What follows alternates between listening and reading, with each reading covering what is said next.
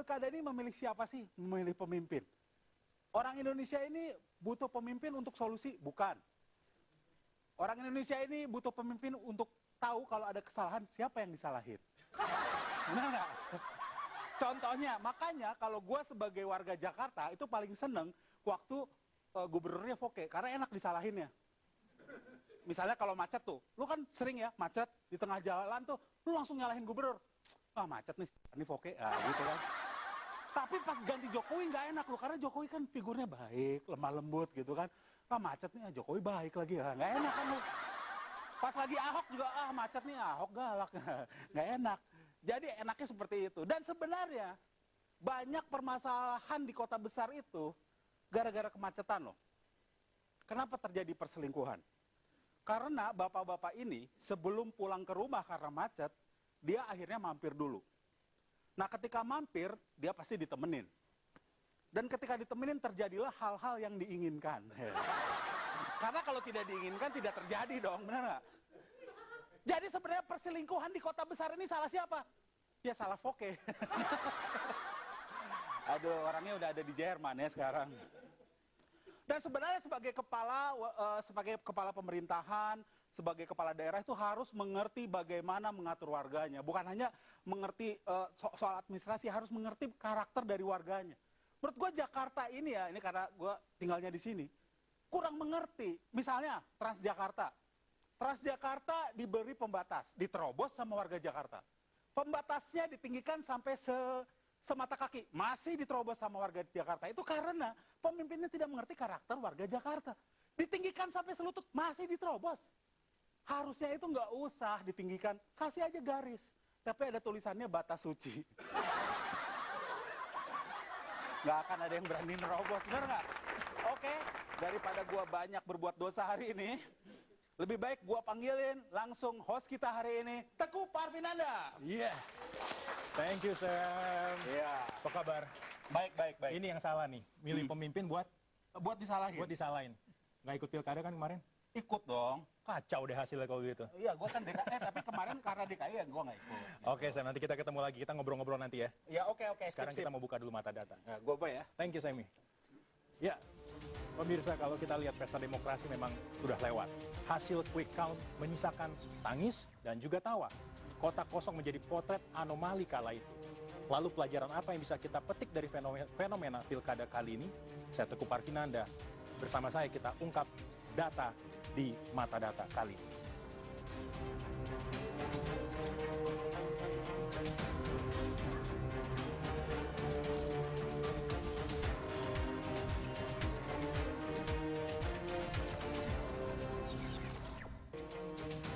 Mengawali mata data kali ini, kami akan membahas sejumlah data yang telah kami siapkan. Saya akan mengundang rekan saya, Aji Alfarabi dari Lingkar Survei Indonesia, untuk membahas lebih jauh. Aji, silakan bergabung bersama saya. Apa kabar? Siap. Selamat Baik, malam. Mas Andre. Selamat malam. Kita akan membahas mengenai fenomena pilkada kemarin. Yang pertama kita buka data mengenai tingkat pemilih, yang ternyata angkanya sebetulnya tidak mengejutkan sekali. Kita akan lihat data yang pertama.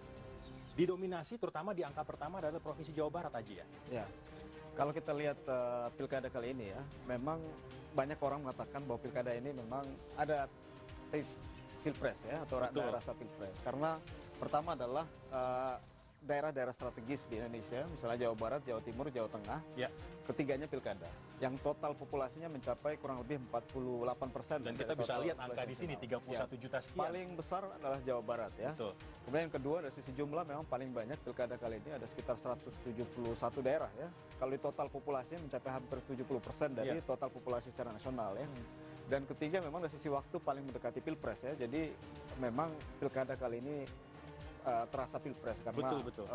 Dan memang kita lihat juga dari segi jumlah pemilih sangat luar biasa. Angka yang kedua masih dari wilayah Jawa juga, kita lihat daerah berikutnya adalah Jawa Timur. Ini juga salah satu yang panas kemarin untuk kita saksikan. Bagaimana menyusul nilai Jawa Timur adalah daerah di pemilihnya. salah satu daerah yang populasi pemilihnya kedua terbesar ya di Indonesia setelah hanya Jawa selisih Barat. 1 juta dari Jawa Barat tadi ya? Jawa Barat sekitar 31, Jawa Timur sekitar 30 juta ya. Dan kalau kita kaitkan dengan Pilpres 2014, memang daerah ini adalah daerah pertarungan ya antara capres Pak Prabowo saat itu dan Pak Jokowi ya, yang kita lihat selisihnya paling tipis kalau dibandingkan misalnya Jawa Barat di mana Pak Prabowo di atas cukup tinggi, ataupun Jawa Tengah di mana Pak Jokowi menang. Dan kita lihat kesamaan lain adalah keterwakilan laki-laki dan perempuan ternyata hampir berimbang. Jawa Barat pun tadi 15 juta sekian kalau tidak secara salah. populasi memang kurang lebih 50-50 ya, 50% base gender perempuannya dan 50% laki-laki ya. Ini untuk yang daerah dengan pemilih tertinggi. Bagaimana dengan yang terendah? Kita akan lihat data berikutnya yang sudah kami siapkan. Ya, kalau kita lihat bagaimana Kalimantan Utara ternyata menempati posisi ini. Jumlah DPT kurang lebih 133.000 pemilih ya? Iya, 133.000 pemilih, tapi Kalimantan Utara di pilkada kali ini tidak melaksanakan pilkada karena telah selesai di periode sebelumnya ya. Oke. Paling kecil mungkin di pilkada kali ini adalah provinsi Maluku dan Maluku Utara ya. Maluku dan Maluku Utara. Kita lihat yang berikutnya mengenai DPT yang terendah. Ini ada di Kepulauan Riau, Haji. Jumlah pemilihnya kurang lebih 144.000 sekian. Kita lihat juga ada keterwakilan perempuan dan laki-laki yang cukup berimbang di sini.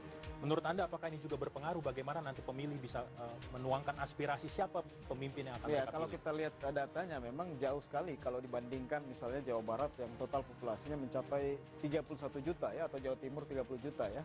Memang secara demografi wilayah-wilayah di Jawa mencapai kurang lebih sekitar 50% dari total populasi nasional sehingga memang banyak orang mengatakan bahwa untuk pileg pilpres Jawa punya arti yang sangat penting ya. Betul, dan yang memang dinantikan juga adalah bagaimana hasil quick count yang kemarin masih berjalan sampai dengan rekapitulasi berakhir nanti oleh kita KPU. Tunggu 2 minggu setelah pilkada gitu. Ini dia kira-kira untuk di Jawa Tengah, Ganjar Pranowo dengan pasangannya Taci Yassin masih memimpin di 58% sekian, kemudian Sudirman Said ada di posisi berikutnya tentunya di 41%.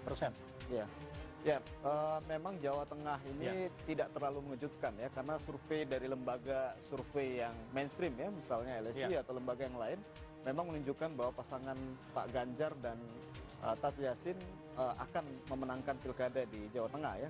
Yang sedikit mengejutkan adalah kenaikan dari suara Sudirman Said dan Ida Fauzia ya. Yang di survei sebelumnya biasanya terprediksi di angka kurang lebih sekitar 15-20%. Ternyata bisa tembus sampai angka 40%. Bisa melampaui di atas 40%. Ini sangat menarik. Daerah lain mungkin yang kita punya siapkan juga untuk mengenai real count ini, kita juga akan lihat di Jawa Timur. Ya, ini Ibu Kofifa dan pasangannya Emil Dardak memiliki angka 53%, sedangkan Gus Ipul dengan angka 46%. Apakah ini sesuai dengan prediksi atau bagaimana? Jawa Timur juga sama hasilnya ya. Kita lihat di hampir semua lembaga survei memang Ibu Kofifa unggul dibanding Gus Ipul ya, dari survei-survei sebelum pilkada. Memang di Jawa Timur ini menarik karena pertama pertarungan kedua tokoh adalah tokoh yang sama-sama basisnya NU ya. Sehingga memang menarik untuk kita cermati. Yang kedua adalah kita melihat kombinasi dari pasangan yang berbasis nasionalis ya, misalnya dari Emil Dardak ataupun Putih Guntur Soekarno ya. Kalau kita lihat datanya memang Emil Dardak lebih mampu menarik simpati dari pemilih nasionalis ya dibanding Putih ya. Lihat dari misalnya basis-basis kemenangan dari pasangan Kofifa ya. Di basis-basis PDIP selama ini memang diungguli oleh pasangan Kofifa. Ya, dan ini Jawa Barat yang kita lihat juga bagaimana pertarungan di sana juga cukup sengit.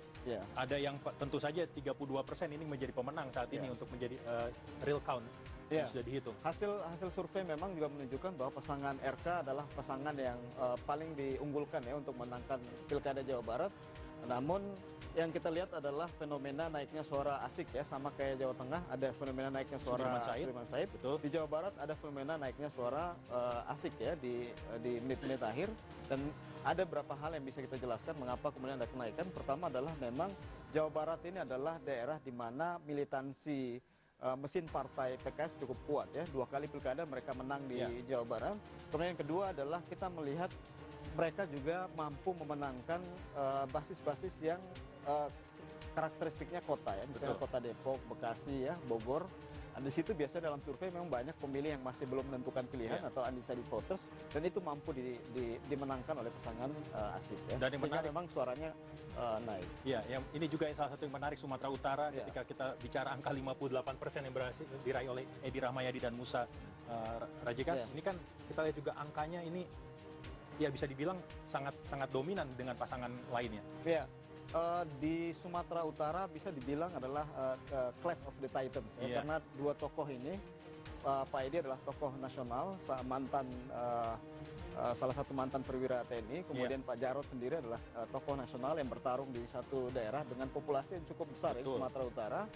Kemudian wakilnya juga sama-sama tokoh kuat lokal ya, Pak Musa Rajesa adalah salah satu pengusaha muda di Sumatera Utara.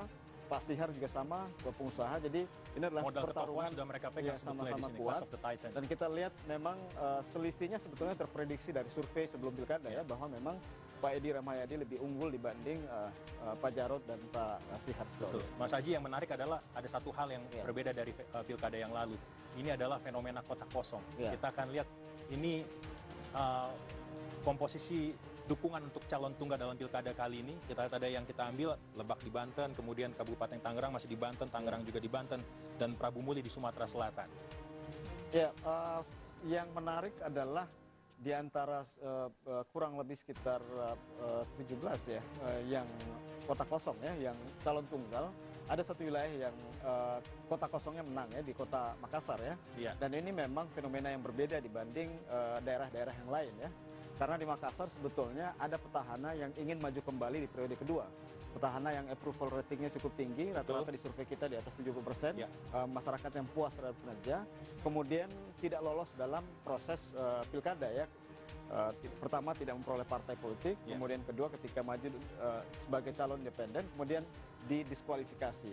Kita melihat memang munculnya semacam sikap apatisme dari publik ya di kota Makassar terhadap proses yang Sangat berjalan, menarik.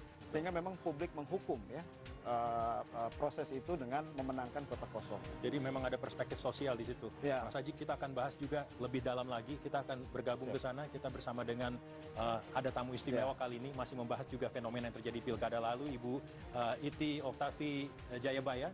Ini adalah petahana dari Kabupaten Lebak. Silakan Mas Haji, silakan duduk. Kemudian ada Profesor Cipta Lesmana. Ini adalah pengamat politik yang sudah kawakan. Kita sudah kenal nama beliau selama ini. Selamat malam, Bapak, Ibu. Malam. Yang pertama kali tentunya pertanyaan langsung ke Ibu. Selamat karena hasil yang sementara menunjukkan bahwa Anda unggul. Alhamdulillah, terima kasih Mas Andre. Artinya menyongsong periode kedua ya. Insya Allah. Tapi melawan kota kosong apa rasanya, Bu? Ya ada suka dukanya ya. Tadi itu kalau saya bilang dukanya karena kan tidak diatur dalam undang-undang. Jadi mereka boleh melakukan sosialisasi secara masif dan juga boleh menempatkan atributnya di mana saja kan. Iya. Tapi kalau kita kan dibatasi. Jadi sosialisasi kita juga dibatasi, sedangkan karakteristik masyarakat Lebak adalah melalui pengajian-pengajian, melalui musola-musola, melalui masjid dan lain sebagainya. Itu yang tidak boleh kita untuk bersosialisasi. Iya, iya. Jadi ya seadanya saja sosialisasinya. Beban nggak sih, Bu, melawan kota kosong? Artinya angka yang Ibu dapatkan berapa, Bu? Alhamdulillah perolehan saya 76,85%. Itu prediksi Ibu juga sudah sesuai seperti itu? Ya melenceng naik 1% ya. Malah naik? Iya, prediksi saya di 75% dengan partisipasi masyarakatnya 63%. Iya. Prof Cipta, nasib baik masih berpihak kepada Ibu Iti. Lain lagi yang ada di Makassar, kota kosong yang menang. Iya. Anda melihat ini fenomena seperti Ya, apa? ini kelihatan sekali rakyat itu memilih sosok. Jadi siapa calonnya? Rakyat ini kritis, dia tahu. Nah, kebetulan, tanda kutip kebetulan, sosok di Lebak adalah ibu ini kan sudah terkenal, gitu ya. Nah, makanya dia memenangkan pertarungan lawan kota kosong. Yang di Makassar itu meskipun didukung oleh sekian banyak, ya mohon maaf kita nggak bisa buka di sini terlalu telanjang gitu kan. Ya, pokoknya rakyat tahulah siapa dia gitu. Jadi ada ketidakpercayaan begitu dari masyarakat seperti yang tadi Mas Haji sebutkan bahwa Iya. ini ada hukuman sosial terhadap Iya. proses yang saat ini sedang jalan. Masyarakat sekarang ini sudah kritis, nggak bisa disuruh-suruh lagi, dikasih duit itu nggak bisa.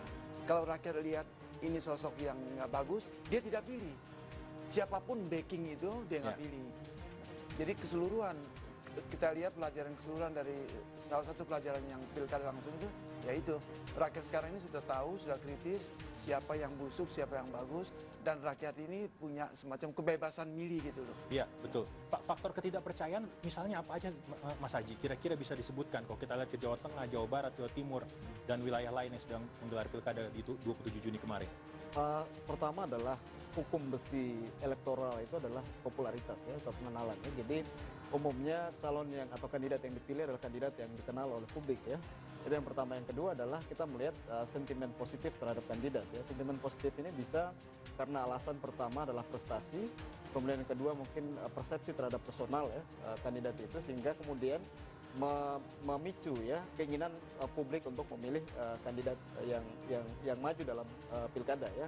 Dan kita lihat memang banyak daerah yang kemudian menang kandidatnya adalah kandidat yang memang dilihat berhasil oleh publik. Misalnya tadi contohkan Lebak, Bu Iti bisa menang melawan Kota Kosong misalnya karena dipersepsikan berhasil ya. Atau misalnya saya potong sampai di situ. Misalnya kita ambil contoh di Jawa Tengah. Ya. Pak Ganjar kita tahu bolak-balik dipanggil KPK sebagai saksi dalam kasus IKTP misalnya. Tapi ternyata tidak mempengaruhi perolehan suara yang masih dapat 58%. Ya, memang banyak variabel sebetulnya kalau kita menilai mengapa seorang kandidat menang ya. Salah satunya adalah terkait dengan isu positif. Kalau kita lihat mengapa kemudian Pak Ganjar masih menang di Pilkada Jawa Tengah, karena isu positifnya lebih banyak dibanding isu negatif. Artinya rasionalitas politik masyarakat sekarang mulai tumbuh berkembang ke arah yang lebih baik. Saya ingin tambahkan, memperkuat apa yang dikatakan Mas Haji, dua faktor itu penting sekali. Faktor kinerja, faktor popularitas. Jadi rakyat di Jawa Tengah itu semacam dia nggak pusingkan soal dugaan terlibat IKTP, lihat kinerjanya. Oke. Nah, terus yang Jawa Timur, kelemahan utamanya adalah, mohon maaf, calon wakil gubernurnya. Di Jawa Timur harusnya pertarungan para wakil gubernur artinya di sana, Prof. Iya, tapi penting sekali. Mesti kan ini kan saling backup, cagup sama cawagup. Jadi maaf, orang bertanya-tanya, Uti ini ya memang cucunya Bung Karno. Apa pengalamannya? Apa prestasinya? Andai kata waktu itu yang maju adalah Bupati Banyuwangi, putus menurut saya. Dan kita akan lihat lagi bagaimana sebetulnya misalnya ada Ibu Iti di sini sebagai petahana perempuan, dan ada banyak juga calon-calon lain yang saat ini juga sudah berkiprah di Pilkada 2018 kali ini. Kita akan sambung perbincangan kita nanti. Pemirsa masih bersama kami di Mata Data, kami akan segera kembali setelah jeda yang satu ini.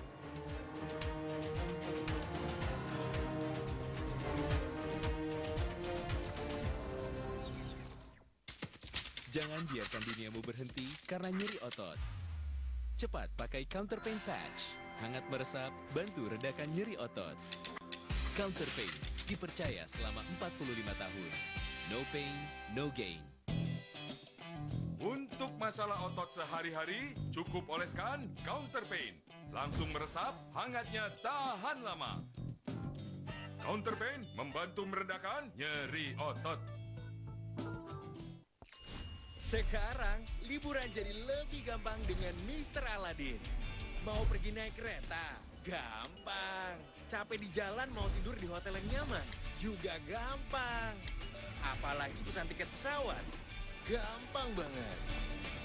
Nyari liburan? Gampang. Ada paket turnya juga.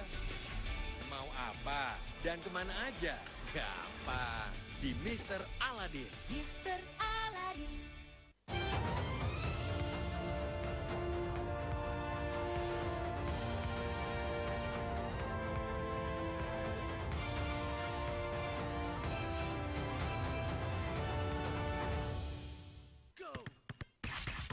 Yang terus bergerak tak kenal waktu. Pakai Counterpain Cool, bantu redakan nyeri otot karena olahraga, keseleo, dan memar. Counterpain, dipercaya selama 45 tahun. No pain, no gain. Hidup selalu menantang. Jatuh, bangkit lagi. Cintai rasa sakit itu. Ia berharga. Membuatmu besar, mendorong jauh. Counterpain, no pain, no gain. Menilik surga kecil di Sumba dengan keeksotikan sabananya. Ditemani kuda sandal yang tegap dan juga penunggangnya yang gagah. Dibalut kain tenun khas Sumba yang menjadi tradisi budayanya. Datang dan rasakan keunikan parade sandalwood dan tenun ikat Sumba 5 hingga 12 Juli 2018.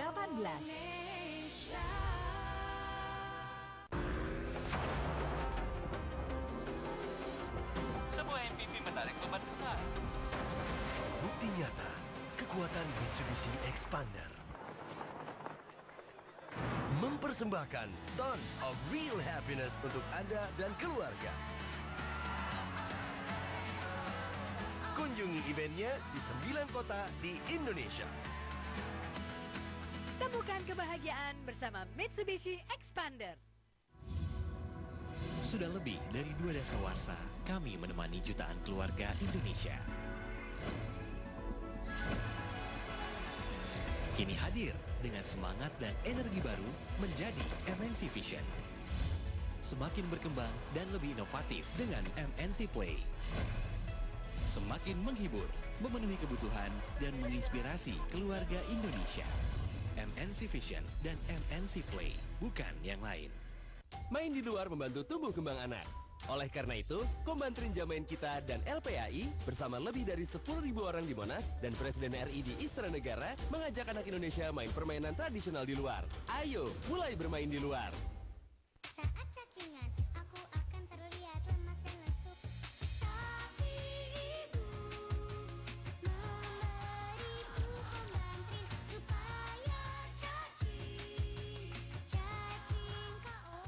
Kini, Pipa Power menghadirkan satu-satunya pipa tanpa timbal. Sekarang mereka sudah sadar dan mengganti pipanya dengan Pipa Power. Bagaimana dengan Anda? Power, satu-satunya pipa tanpa timbal. Trio Sabi membawa Stream Smartphone 4G dari sudut jalan. Oh, di dalam bisa ada pria lagi bosan. Tiba-tiba Sabi datang melalui lautan. Dia bawa Stream Smartphone 4G dengan unlimited YouTube 24 jam setahun. Dan jebret. Bosannya hilang. Jebret karena Eksa bisa.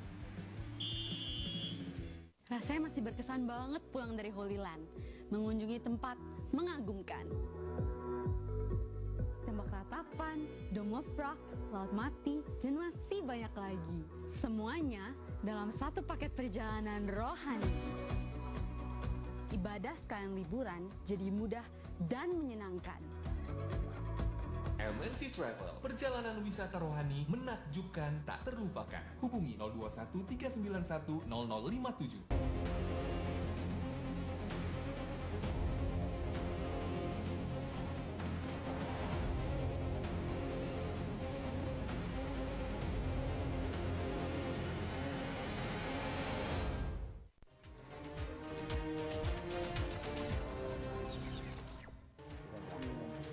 Kembali lagi di Mata Data dan kali ini kami akan mengajak Anda untuk melihat data selanjutnya mengenai calon kepala daerah wanita pada Pilkada 2018 kali ini. Ada kurang lebih 10, baik mereka yang saat ini sedang menjabat ataupun yang mencalonkan diri. Kita akan lihat tentunya di Jawa Timur yang paling banyak di sana populasinya. Ada mulai dari tingkat gubernur, wali kota, dan bupati. Setidaknya kurang lebih ada 10 kepala daerah maupun calon kepala daerah yang maju dalam Pilkada 2018 kali ini. Kita akan langsung berbincang dengan 3 narasumber yang sudah hadir malam hari ini. Yang pertama tentunya kepada petahana perempuan, Ibu Iti, yang juga kebetulan kemarin sudah berhasil dapat 76% Ibu ya, di Lebak. Alhamdulillah. Kalau kita lihat atau Ibu melihat kiprah dari perempuan dalam Pilkada kali ini, bagaimana pandangan Anda? Saya sangat mengapresiasi justru ya, sekarang perempuan mau berkiprah di politik secara luas ya. Artinya selama ini dikonotasikan perempuan hanya di belakang layar kan, apalagi hanya di domestik saja. Nah, artinya sekarang satu kemajuan bagi perempuan ketika perempuan diberikan kesempatan dan juga dia punya kapabilitas. Anda di Lebak, itu masuk dalam provinsi Banten. Di Banten sendiri ada berapa kira? Ada 4 bupati wali kota. Jadi dari 8 kabupaten kota, 4 perempuan di Banten. 50%. Artinya 50%. Nah, inilah kesempatan bagi perempuan.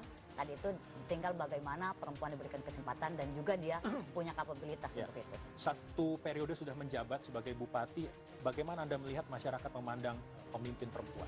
Ya tadi kembali kepada kinerja dan juga bagaimana kita menjadi diri sendiri ya. Karena saya juga lahir dan dibesarkan di Kabupaten Lebak, jadi minimalnya saya mengetahui bagaimana karakteristik masyarakat Kabupaten Lebak. Dan itulah yang coba saya implementasikan melalui program kerja saya untuk merealisasikan program saya kepada masyarakat. Mas Haji, ketika kita lihat tadi data yang di awal, ada perimbangan sebetulnya antara pemilih laki-laki dan perempuan. Apakah ini juga menjadi akhirnya menentukan ketika pemimpin perempuan juga berhasil di pilkada kali ini? Sebetulnya banyak faktor tadi disinggung oleh Prof. Cipta ya, bahwa memang pertama adalah persepsi perempuan itu lebih baik untuk beberapa variabel ya. Pertama dinilai lebih jujur, kemudian kalau kita ukur indeks persepsi korupsi misalnya dianggap lebih bersih ya dibanding misalnya kandidat yang laki-laki ya. Kandidat laki-laki lebih banyak bolak-balik KPK mungkin ya. Kekuatan utama dari kandidat perempuan. Selain memang ada satu faktor juga misalnya soal program ya.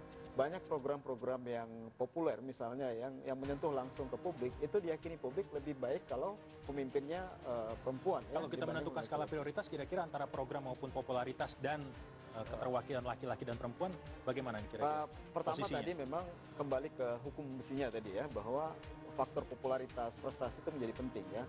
Tapi kalau kita lihat dari sisi segmentasi pemilih, memang pemilih perempuan adalah pemilih secara demografi sama jumlahnya. Tapi pemilih perempuan memang biasanya mereka lebih loyal datang ke TPS ya. Dan kita lihat dari pengalaman kita di beberapa wilayah, misalnya yang ketika ada calon perempuan yang maju, kecenderungan perempuan untuk memilih calon perempuan yang asalkan berprestasi ya, itu lebih tinggi dibanding memilih laki-laki. Sehingga memang ini yang kemudian menjadi peluang. Nah, kalau kita lihat memang mayoritas perempuan yang menjadi kepala daerah, mereka adalah yang telah menitip karirnya dari misalnya legislatif ya. Misalnya Bu Iti sebelumnya di DPR, kemudian sudah punya rekam jejak yang panjang dan bisa sehingga dilihat. memang itu kemudian menjadi catatan oleh publik yang positif, sehingga ketika mereka maju berkompetisi dengan kandidat yang laki-laki, nilai plus itu yang kemudian menjadi nilai tambah bagi kandidat perempuan. Kita beralih, masih benang merahnya soal rekam jejak dan prestasi. Prof, kalau bisa kita lihat bagaimana keterwakilan dari partai politik, ternyata partai penguasa PDIP saat ini meraih hasil yang kurang menggembirakan sebetulnya dalam pilkada 2018 kali ini. Oh, dari pilkada serentak yang kemarin-kemarin ini itu jelas sekali.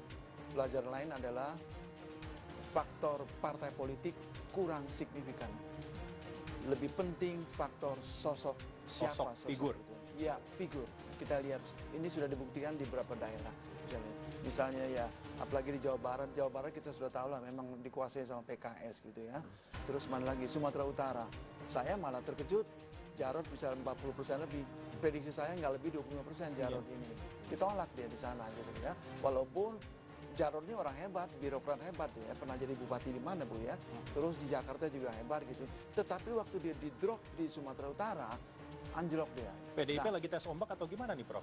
Ya, saya nilai kurang cermat ya pemilihan kandidat-kandidat. Jadi sebetulnya kajiannya sudah ada, tapi eksekusinya nggak pas. Eksekusinya iya ya. Misalnya siapa lagi yang ekstrimnya dua itu ya, Pak TB Hasanuddin diterjunkan di Jawa Barat. Fatal. Itu juga fatal sekali. Ya, walaupun ya Pak TB itu orang Jawa Barat gitu ya. Tapi kan berkiprahnya jarang di sana gitu Pak. Ya jarang. Nah, pernah sekali saya nggak sebut namanya, orang dari Maluku juga. Tiba-tiba mencalonkan diri sebagai gubernur. Saya tanya teman-teman saya di Maluku, siapa itu? Dia cuma numpang lahir di Maluku. Puluhan tahun kiprahnya di Pulau Jawa. Habis babak belur, Pak. Salah pilih orang juga nanti berakibat ke hasil lahir ya. Dan pemirsa, selanjutnya kami akan lebih spesifik membahas mengenai serba-serbi pilkada. Tetap di Mata Data.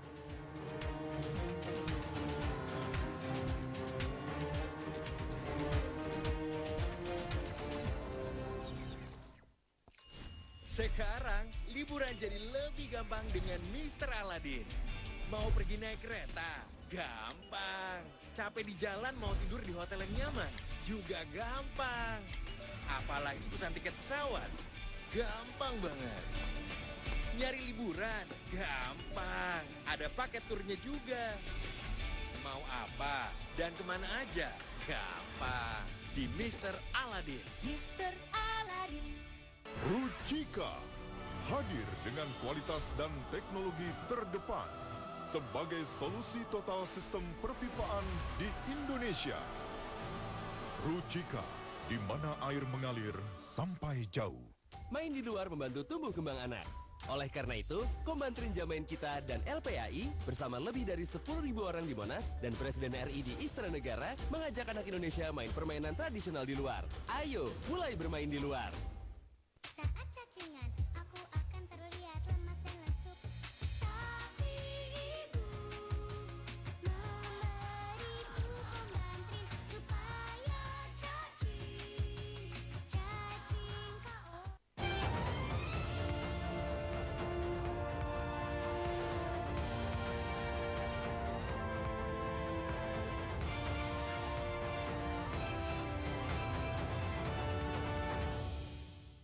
Main di luar membantu tumbuh kembang anak. Oleh karena itu, Kombantrin Jamain Kita dan LPAI bersama lebih dari 10.000 orang di Monas dan Presiden RI di Istana Negara mengajak anak Indonesia main permainan tradisional di luar. Ayo, mulai bermain di luar. Saat cacingan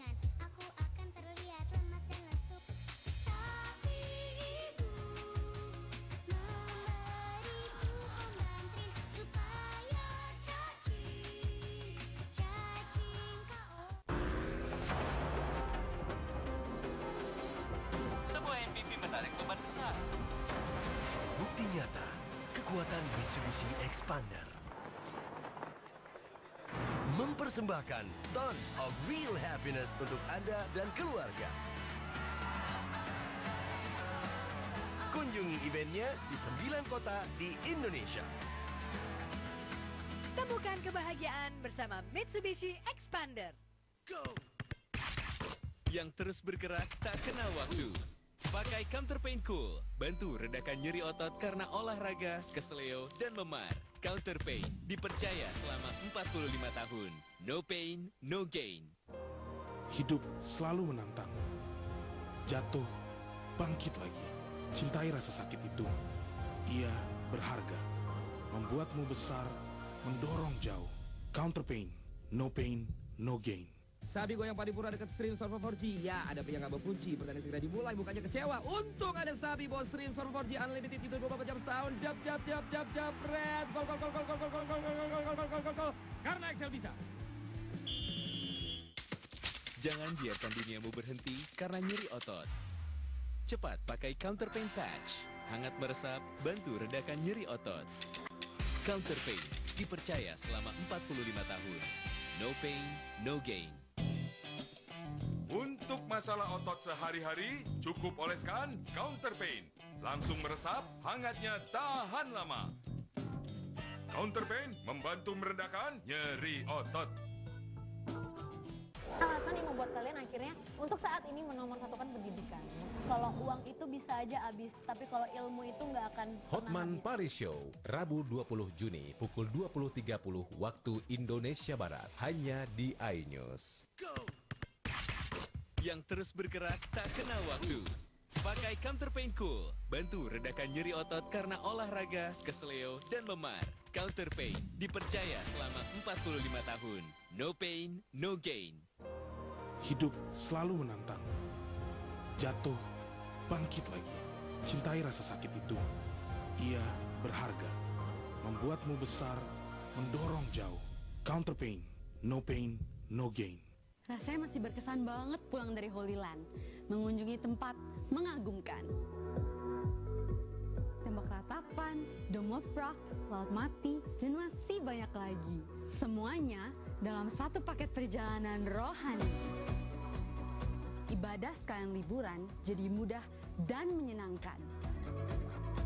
MNC Travel, perjalanan wisata rohani menakjubkan tak terlupakan. Hubungi 021 391 0057.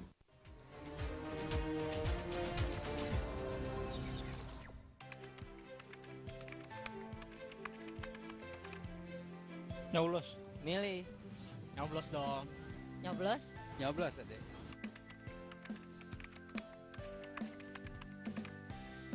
Itu tahu itu. Itu siapa ya? Enggak tahu. Itu Deddy Miswar. Enggak. Tahu? Ridwan Kamil. Wakilnya siapa ya? Ridwan Kamil.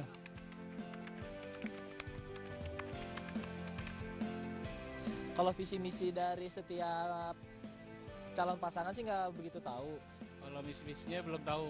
Visi misinya saya kurang tahu ya. Tebak-tebak aja, nggak tahu dah dia apa bagaimana tujuannya kan, nggak tahu Bapak. Dan ternyata kalau kita lihat pemirsa masih banyak juga masyarakat yang tidak mengetahui calon kepala daerahnya dan memilih tidak berdasarkan kredibilitas pasangan calon. Langsung saja pertanyaan yang pertama ke Ibu Iti, kalau kita lihat bicara soal tahu atau tidak tahu untuk calon yang akan maju, apakah menurut Ibu ini juga yang menentukan sampai akhirnya jadi calon tunggal dan melawan kota kosong?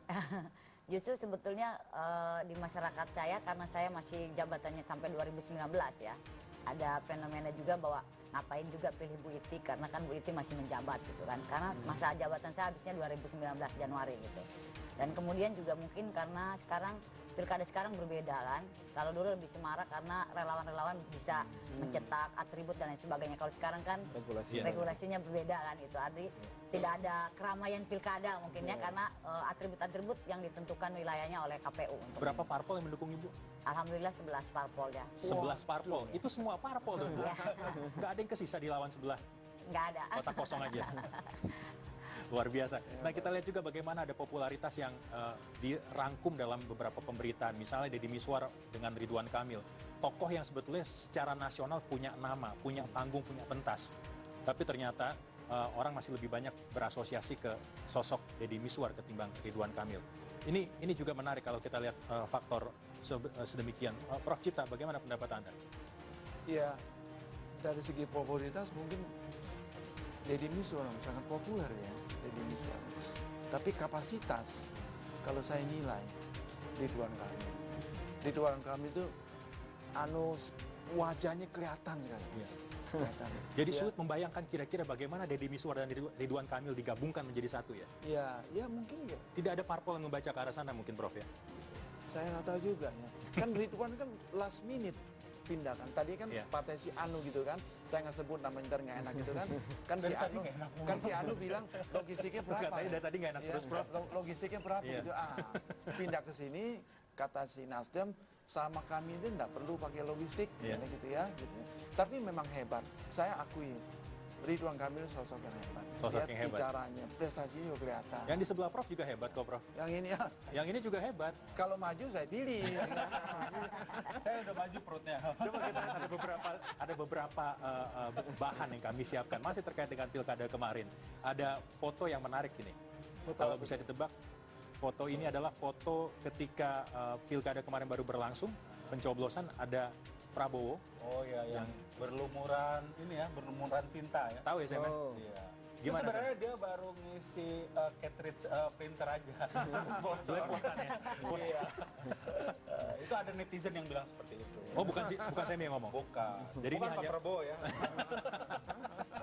Nah, kalau kita lihat bagaimana sebetulnya masih ada optimisme dari kubu Prabowo. Aji, Anda lihat sendiri bagaimana nanti kira-kira apa yang terjadi kemarin juga masih bisa dijaga pace-nya oleh Pilpres kan masih lama ya, kurang lebih setahun ya.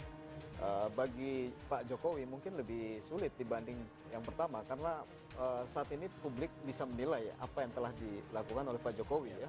Sehingga memang kalau kemudian dinilainya positif dan baik tentunya efeknya ke elektoralnya Pak Jokowi yang semakin kuat. Tapi kemudian kalau ada situasi-situasi tertentu misalnya dari sisi kita lihat kondisi saat ini ya, misalnya kondisi ekonomi yang secara umum dipersepsikan kurang baik, itu bisa punya impact ke Pak Jokowi. Dan tentunya bagi penantang ini adalah satu amunisi ya untuk menghadapi Pilpres nanti ya, bahwa ada ketidakpuasan dari sisi ekonomi yang bisa dikapitalisasi untuk menjadi nilai tambah bagi penantang. Tapi untuk partainya Bu Iti nampaknya rasa percaya diri lagi membuncah. Kalau kita lihat di Jawa Timur, ketua umumnya pun bahkan langsung memberikan. Kalau kita lihat dari beberapa partai besar ya, memang hanya 2 partai besar yang istilahnya success rate-nya paling tinggi dalam pilkada kali ini ya. Golkar dan Demokrat ya, dari sisi banyak kepala daerah yang terpilih menjadi banyak calon yang terpilih menjadi kepala daerah dibanding misalnya PDIP ataupun misalnya Gerindra ya. Bu Iti, kami mau angkat soal itu karena kami juga punya materi terkait dengan itu ketika Pak SBY mengucapkan selamat ke Ibu Khofifah, tentunya masih terkait dengan pemilihan gubernur di Jawa Timur. Kemudian AHY juga mengunjungi rumah Khofifah di sana. Ya, Anda melihat sebagai orang dalam, orang partai, ada konsolidasi seperti apa di dalam? Ya, ini harapan baru bagi kami ya. Artinya kemarin 2 periode Pak Dekarwo, terus dilanjut lagi dari dukungan Demokrat dengan Bu Khofifah. Artinya ini modal besar bagi kami Partai Demokrat. Semoga saja nanti hasil survei di pas penentuan pendaftaran Agustus depan kan, bulan Agustus depan, kita bisa mengusung calon sendiri kan. Iya. Gitu. Karena sekarang kan penyeimbang kita kan. Penyeimbang ya. Jadi kalau kita lihat nih, ada yang pede, ada juga yang was-was. Semua gara-gara satu hal. Ada real count, ada quick count. Gimana Sam? Ya itu kan. Tapi selama ini quick count sama real count itu jarang meleset ya. Jarang meleset. Jarang meleset. Iya. Tapi kalau quick count itu biasanya quick count itu gambaran udah tawar-tawaran. Tapi kalau di pilkada ini kan Prof, jaraknya nggak lama ya antara real count sama quick count. Gimana Prof? Itu mah tanya yang pinter aja. Sebelum perhelatan digelar, orang rame-rame cari referensi ke lembaga survei, polling udah sejauh mana. Tapi ketika kelar semua langsung bilang, aduh udahlah nggak usah percaya yang itu, angkanya pasti begini, angkanya pasti begitu. Ya memang quick count itu dilema juga ya, karena bagi kandidat ya, karena dalam waktu 2-3 jam langsung ketahuan siapa yang menjadi pemenang ya. Betul. Sehingga memang bagi kandidat yang kalah atau tim yang kalah, kadang kesiapan mental untuk menerima hasil itu belum terlalu siap ya, karena terlalu cepat ya, dengan perjuangan yang begitu panjang, setahun atau 6 bulan sebelumnya. Kemudian hanya diketahui dalam waktu 2-3 jam. Tapi secara ilmiah memang semuanya bisa dipertanggungjawabkan. Ya. Siap nggak siap, tapi ternyata presiden kita punya pesan yang berbeda. Bukan menyasar ke pilkada, tapi Piala Dunia katanya siapapun yang menang, jangan ribut. Prof, gimana pesan yang seperti ini, Prof? Ini pesan tersisip, karena kebetulan ada event skala dunia, Piala Dunia di sana, dan kita ada pilkada di sini. Dari segi komunikasi, artinya sangat jelas sekali. Sangat gamblang sekali. Sebab kalau ribut-ribut, yang paling dirugikan adalah Jokowi. Kalau tenang, kalau damai, yang paling diuntungkan adalah Jokowi. Itu makna komunikasi. Kenapa alasannya, Prof? Kalau rugi kenapa? Untung Kalau kenapa? demo-demo aksi-aksi yang rame-rame gitu, goyang-goyang Pak Jokowi. Itu Jadi, jelas sekali. itu akan berpengaruh bagaimana Pak ke 2019 Jokowi nanti? paling takut dengan demo-demo, paling takut dengan 212 dan sebagainya. Makanya dia bilang tenang. Tapi kalau di kubu seberang nggak mau tenang-tenang, apalagi di kubu teman saya ini kan. Tapi kalau bagi saya itu yang paling tenang itu tim ses. Tim ses. Iya.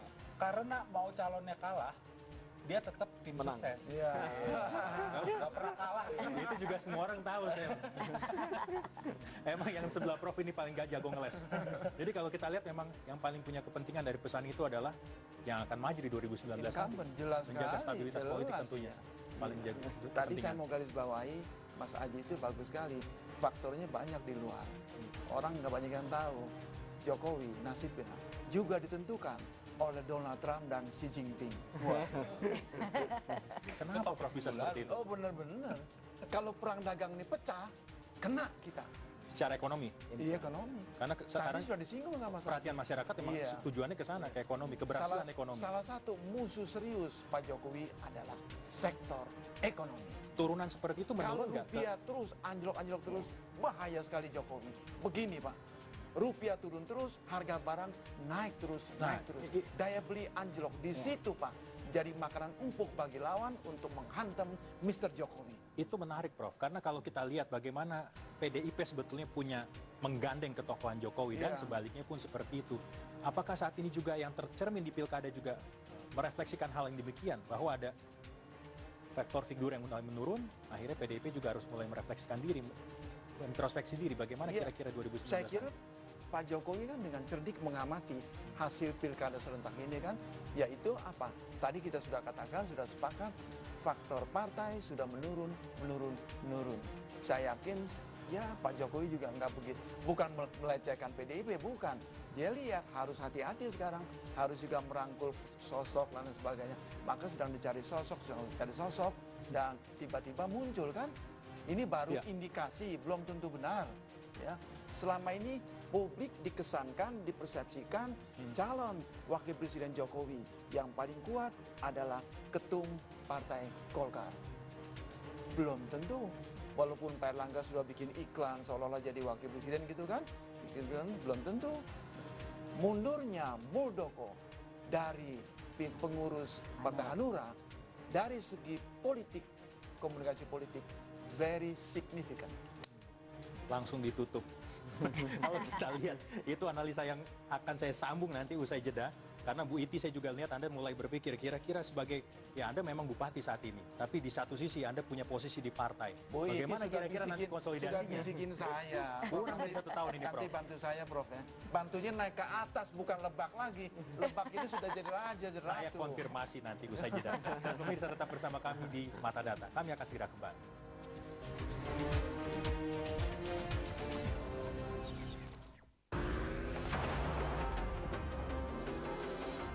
Sebuah MVP menarik beban besar. Bukti nyata kekuatan Mitsubishi Expander mempersembahkan tons of real happiness untuk Anda dan keluarga. Kunjungi eventnya di 9 kota di Indonesia.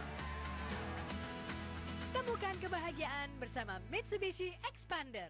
Sabi goyang paripurna dekat Stream Server 4G. Ya, ada pria nggak berkunci. Pertandingan segera dimulai, bukannya kecewa. Untung ada Sabi bawa Stream Server 4G Unlimited itu 24 jam setahun. Jab, red. Gol. Karena Excel bisa. Jangan biarkan duniamu berhenti karena nyeri otot. Cepat pakai Counter Pain Patch. Hangat meresap, bantu redakan nyeri otot. Counter Pain dipercaya selama 45 tahun. no pain, no gain. Untuk masalah otot sehari-hari, cukup oleskan Counter Pain. Langsung meresap, hangatnya tahan lama. Counter Pain membantu meredakan nyeri otot. Era keterbukaan sekarang memberikan konsekuensi bagi para akademisi. Pendidikan sangat penting, karena ini modal dasar untuk memenangkan kompetisi. Dukungan informasi yang berkualitas sangat dibutuhkan saat ini. Peran berita online seperti sindonews.com sangat penting. Kita butuh sumber informasi yang cepat dan tepat atas berbagai realita yang akan kita amati. Sindonews.com, akurat, berkualitas, cepat.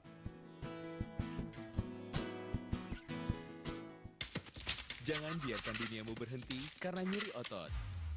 Cepat pakai Counter Pain Patch. Hangat meresap, bantu redakan nyeri otot. Counter Pain dipercaya selama 45 tahun. No pain, no gain. Untuk masalah otot sehari-hari, cukup oleskan Counter Pain. Langsung meresap, hangatnya tahan lama. Counter Pain membantu meredakan nyeri otot.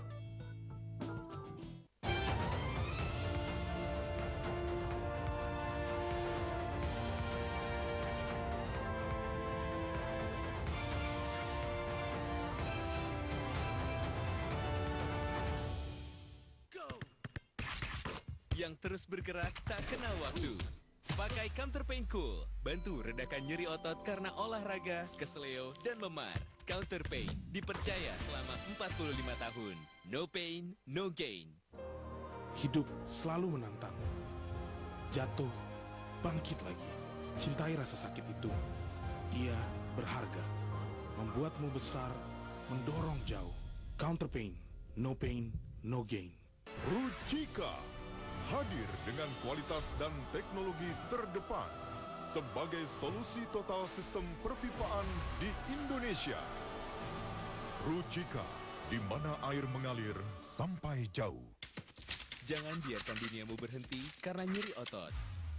Cepat pakai Counter Pain Patch. Hangat meresap, bantu redakan nyeri otot. Counter Pain dipercaya selama 45 tahun.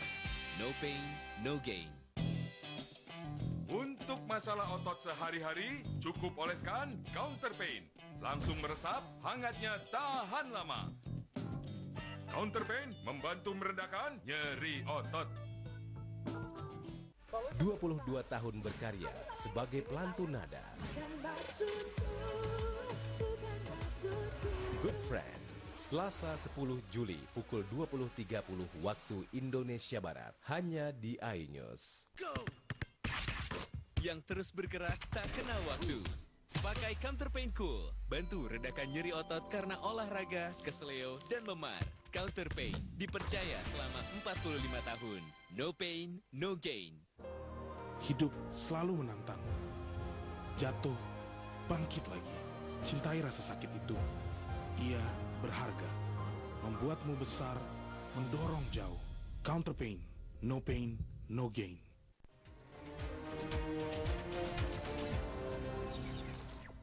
Oke, balik lagi dengan gua Seminor Slimboy. Tadi gua udah duduk di sana bareng dengan Profesor Cipta. Walaupun gua bukan profesor, gua ada sedikit menyanggah beliau. Beliau bilang kalau dolar naik yang susah Jokowi, yang susah kita semua, Prof. Ya kan? Iya dong, ya kan? Di sini ada juga Bupati Lebak. Sebenarnya ya nggak, tenang aja Bu, santai. Ini sebenarnya justru ke pemerintah pusat bahwa sebenarnya contoh di sektor pendidikan itu nggak bisa disamain kayak UN ya. UN itu di semua daerah kan soalnya sama, ya kan? Soalnya sama. Anak-anak gue yang udah bisa melek internet, pakai iPad, soalnya disamakan dengan orang-orang di Lebak yang ketika pergi ke sekolah aja harus pakai tali ya Bu ya, melintas. Sekarang enggak dulu, ya kan? Ya setelah Bu itu menjabat sudah tidak lagi. Jadi harus pakai tali, harusnya kan ya dibedakan lah soalnya. Katanya sih sebenarnya kita harus mencontoh dari Finlandia. Katanya pendidikan terbaik itu di Finlandia nggak ada PR-nya. Ya, makanya tuh hasilnya lihat pembalap-pembalap F1. Semuanya dari Finlandia kan? Ya kan? Iya, Kimi Räikkönen, Mika Häkkinen. Kenapa? Karena nyetirnya fokus, nggak mikirin PR. Kalau di kita kan Ananda Mikola, hit the wall, PR belum dikerjain. Jadinya nabrak gitu ya. Terima kasih, nama gue Seminor Slimboy, kembali ke Teguh Parvinanda. Semi, itu dia yang seperti disampaikan oleh Semi, politik bagaimanapun terkadang bisa menjadi sesuatu yang serius, tapi di lain waktu justru menjadi sesuatu yang mengundang tawa kita semua. Bu Iti, kalau kita lihat pilkada yang baru kemarin, Anda melihat apakah, kalau boleh jujur ya Bu ya, kemenangan Anda 76% tadi, faktor Anda pribadi atau parpol? Ya dua-duanya dong. Saya juga tidak bisa melangkah maju kepada pilkada kalau tidak diusung parpol. Artinya tadi itu ini adalah sinergis yang baik ya antara figur dan juga partai politik. Artinya partai politik harus jeli juga memilih figur untuk diusung di dalam pilkada. 11 parpol dalam satu calon itu luar biasa loh Bu. Bisa begitu kondisi bagaimana ceritanya? Alhamdulillah Kabupaten Lebak kondusif karena kita punya sama-sama punya cita-cita yang sama bagaimana menjadikan Lebak ke depan lebih baik. Mungkin itu. Atau yang lain, Prof. Misalnya, ini perandaian saya, jangan-jangan partai tidak mau ngambil resiko di waktu yang satu tahun ini, kurang dari 1 tahun. Ya, menurut saya 2019. karena semua partainya melihat kinerja Ibu yang memang bagus, mau pilih apa lagi? Saya kira jujur begitu. Itu di Lebak. Di daerah lain yang punya calon tunggal? Ya, itu lain lagi kasusnya kan yang itu kan, yang di Makassar itu kan. Oke. Iya, ya. Anda melihat ada nggak parpol ternyata tidak berani mengambil resiko? Iya. Masa recovery-nya susah lah kira-kira begitu. Iya, ada juga faktor begitu, nggak berani. Ya sudahlah ini saja lah, gitu lah. Daripada nanti kan resiko recovery-nya susah lagi, betul itu. Ada faktor orang juga sudah mulai enggan memilih sesuatu yang berbau dinasti. Haji? Kita lihat kalau lihat pengalaman beberapa pilkada yang kemarin, sebetulnya faktor itu bukan menjadi faktor utama ya, tapi tetap menjadi sosok ya. Ada beberapa daerah yang memang misalnya dalam tanda kutip kita sebut dinasti, tapi kan terpilih ya kembali sebagai sebagai bupati atau sebagai gubernur ya. Jadi faktor utama tetap adalah sosok ya. Tadi yang dibilang Bu Iti adalah soal prestasi, kemudian sosoknya menjadi penting ya. Walaupun memang partai sendiri sebetulnya kita lihat dari kasus pilkada kali ini ada beberapa partai besar yang kurang cermat ya istilahnya Prof tadi dalam memilih calon kepala daerahnya sehingga kemudian hasilnya kalah di pilkada ya. Bahwa memang faktor sosok tetap menjadi penting untuk dicalonkan oleh partai yang akan bertarung di pilkada. Ada banyak fenomena Prof, calon tunggal, kemudian politik dinasti, dan banyaklah kalau kita sebutkan listnya satu persatu. Apakah saat ini masih relevan kita bicara atau mempertanyakan biaya politik yang begitu besar ketika seorang calon akan memutuskan untuk terjun sebagai calon kepala daerah? Oh, itu suatu kenyataan. Iya, sangat besar. Ada evaluasi yang masih perlu dilakukan dari situ? Iya, saya nggak tahu partai-partai politik. Mungkin saya kira mereka evaluasi juga. Biaya politik sangat besar, sangat besar. Dan sekali kalau kejeblos, recovery-nya susah, makan waktu. Jadi memang ini tantangannya berat sekali, terutama untuk pimpinan partai politik. Harus waspada, harus jeli sekali, harus jeli sekali. Ya, biar sudah waspada, sudah jeli macam-macam, bisa juga kejeblos juga, bisa juga. Sepandai-pandainya orang kan. Karena rahasia umum Prof ya, kalau kita tahu ada yang namanya mahar politik. Kalau Bu Iti tentunya saya nggak kebayang kalau 11 partai ada mahar politiknya gimana Bu kira-kira biayanya? Nggak ada mahar politik lah, yang ada kan kita sama-sama untuk membangun kan. Di periode yang lalu gimana Bu? Kalau sekarang kan mungkin sokongannya lebih baik, logistik lebih bagus. Tapi periode sebelumnya waktu Ibu mencalonkan periode pertama? Ya sama-sama, karena tadi itu saya periode pertama juga hanya satu partai yang tidak bareng-bareng ya. Jadi satu partai Bu? Iya, dulu saya yang 3 calon, dulu independen 1, kemudian dari Partai Golkar sendiri, dan saya didukung oleh partai-partai koalisi yang lain. Artinya sekarang tadi itu karena mungkin kita punya mimpi yang sama, punya cita-cita yang sama untuk membangun Kabupaten Lebak, akhirnya partai bersama-sama untuk membangun Lebak. Dan itulah fenomena yang terjadi di Lebak, kebersamaan yang kita bangun gitu. Prof, Anda melihat bagaimana sih pendekatan antara seorang calon dengan partai politik sebagai kendaraannya nanti? Yang terdekat kita lihat proyeksinya ada 2019 mendatang. Iya, apa yang katakan Ibu ya betul. Tetap harus ya baik, komunikasi mesti baik dengan partai. Jangan seperti ada satu orang sosok itu kan yang akhirnya dia mengatakan saya nggak perlu dengan partai itu, marah partai itu, kurang ajar loh. Kamu jadi gubernur saya yang dudukan ini. Siapa sih Prof orangnya? Sudahlah, pemirsa sudah tahu semua gitu kan. Jadi betul apa yang katakan Ibu. Jadi begini, singkat katanya faktor sosok lebih penting daripada faktor partai. Tetapi sosok tidak boleh kurang ajar kepada partai yang mengusungnya. Tidak bisa. Partai bisa goyang-goyang dia setiap saat bisa gitu. Jadi tetap sosok itu harus ya berbaik-baik, menjaga hubungannya baik dengan partai.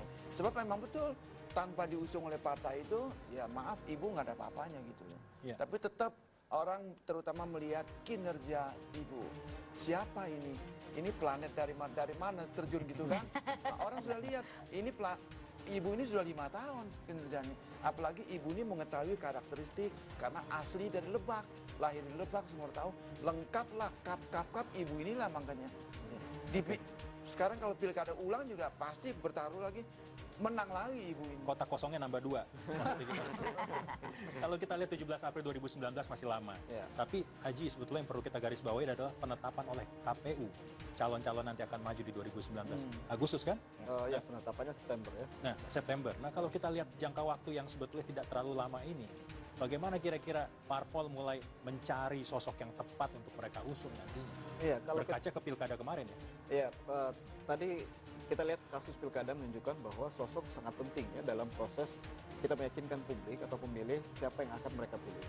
Nah, kalau kita lihat dari kasus dari pilpres yang kemudian masih setahun lagi ya, calon-calon capres yang kemudian muncul kan sebetulnya sudah jauh-jauh hari ya kita lihat nama-nama yang kemudian muncul ya. Tapi yang penting bagi partai adalah bagaimana kemudian memberikan semacam alternatif ya, calon yang kemudian bisa menjadi penantangnya Jokowi sehingga memang nanti kompetisi pilpres kita akan lebih menarik dan publik disuguhi oleh alternatif pilihan capres yang juga bisa menjadi tantangan bagi Pak Jokowi sendiri ya. Dan ya itu adalah tugas partai ya, karena mereka punya kewenangan, mereka punya otoritas untuk menentukan siapa yang kemudian menjadi capres yang diusung oleh partai. Ya. Nah, kalau kita lihat pola koalisi, memang saat ini kan yang hampir pasti maju adalah Pak Jokowi ya, baru Pak Jokowi. Kemudian ada semacam dua kubu koalisi yang belum memunculkan nama ya. Kita tahu Gerindra walaupun secara resmi telah mengusung Pak Prabowo, tapi sampai saat ini kan belum jelas ya kepastian siapa koalisinya nanti. Koalisinya. Kemudian Demokrat juga sampai sekarang juga belum muncul, sehingga 2 atau 3 kubu nanti di Pilpres memang sangat ditentukan oleh peta koalisi nanti di dalam Pilpres. Oke. Prof, singkat saja Prof. 2019 nanti, siapa yang perlu dapat warning, siapa yang sudah dapat lampu hijau? Dari segi parpol ya. Yang perlu dapat warning dari siapa? Ya, dari kita, kalau kita berkaca dari pilkada kemarin. Ini loh, jangan-jangan kemarin apa yang sudah terjadi, ini harus menjadi introspeksi dan lain sebagainya. Warning kita adalah memilih sosok secara cermat. Jangan dipaksakan. Jangan misalnya si A, pokoknya nggak bisa, si A harus maju sebagai pilpres, nanti dalam pilpres belum tentu. Jadi sekarang mesti berani menilai apakah sosok ini kalau maju, peluang menangnya besar atau enggak. Oleh karena itu saya lihat para pemimpin PKS berkaca dari hasil pilkada yang terakhir ini, maka berani sekarang PKS mengatakan mereka tidak menginginkan Prabowo sebagai calon presiden dalam koalisi ini. Itu menurut saya hasil cermat dari pengamatan pilkada yang baru ini. Saya kira partai-partai lain mesti berani. Bukan kita tidak menghormati Prabowo, tentu saja orang-orang Gerindra tetap mati-matian akan mencalonkan Pak Prabowo. Sekarang kan tinggal hitung-hitungan. Kalau maju peluangnya bagaimana? Ya. Atau sebaliknya? Atau sebaliknya. Okay. Jangan sampai begitu maju langsung digebuk. Iya. Baik. Profesor Cipta Lesmana, terima kasih untuk pendapat Anda malam hari ini. Ibu Iti terima kasih sudah hadir. Mas Haji juga terima kasih sudah hadir. Dan tentu saja teman saya tadi Seminat Slimboy, terima kasih. Dan pemirsa, itu tadi perbincangan kita untuk malam hari ini. Kita akan berjumpa di kesempatan lainnya. Saya Teguh Parvinanda. Terima kasih. Selamat malam.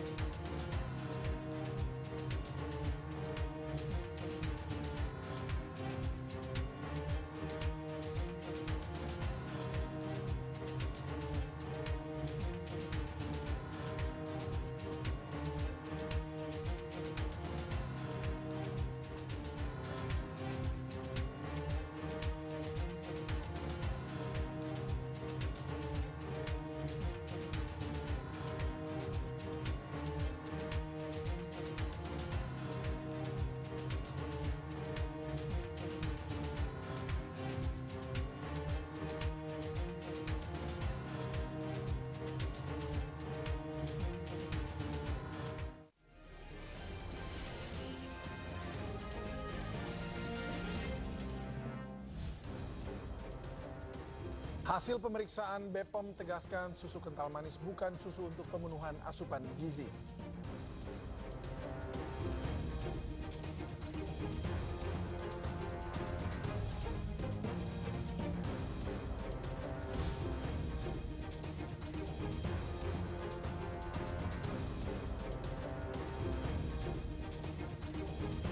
Setelah pertemuan di Batu Tulis bersama Megawati, Presiden Joko Widodo kantongi nama calon wakil presiden 2019.